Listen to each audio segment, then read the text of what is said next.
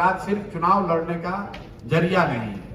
मैं अक्सर कहता हूं कि चुनाव लड़ना सिर्फ राजनीति नहीं है। राजनीति का डेफिनेशन चुनाव लड़ना नहीं है।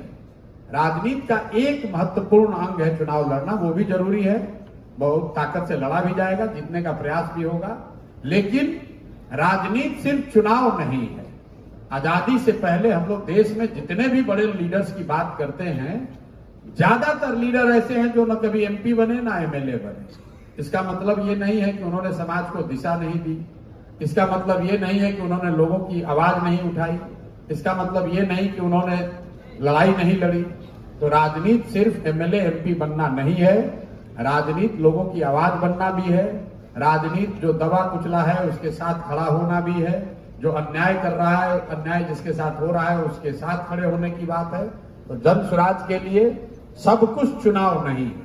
मैं आपको अपने अनुभव से कह रहा हूं, ज्यादातर आदमी यहाँ बैठा हुआ यही कह रहा होगा, तो कह न रहे हैं, देखिएगा ना, सब तो चुनावे पर खेले, इनको क्या है, तो बढ़िया बढ़िया बोल रहे हैं। लेकिन मैं आपको अपने अनुभव से बोल रहा हूं, आप में से ज्यादातर लोग चुनाव लड़े जीते हारे नहीं होंगे। हम लोगों ने 10 जगह चुनाव लड़के जीतकर देखा है और ये अनुभव हुआ कि नहीं, इससे समाज का बहुत व्यापक सुधार नहीं हो सकता है। आप चुनाव जीत सकते हैं, सरकार बना सकते हैं, कुछ स्तर पर अगर लोग आपकी बात माने तो पॉलिसी में सुधार भी कर सकते हैं, लेकिन समाज में उससे व्यापक आमूलचूल परिवर्तन नहीं ला सकते हैं। अगर आमूलचूल परिवर्तन लाना है तो राजनीति को समाज से जोड़ना ही होगा, समाज में उतर के काम करना होगा। अगर समाज में सुधार होगा तो राजनीति में सुधार अपने आप हो जाएगा। अदर वे राउंड की गारंटी नहीं है।